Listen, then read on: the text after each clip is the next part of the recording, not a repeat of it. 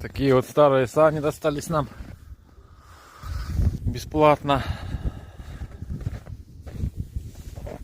Пока вытаскивали, маленько погнули. Тут надо будет кое-что переделать. Зато каркас более-менее целый. Вот эти вот наклонные оторву. Точнее отпилю, новую приварю. И будет все огонь. Ну и площадку надо настелить.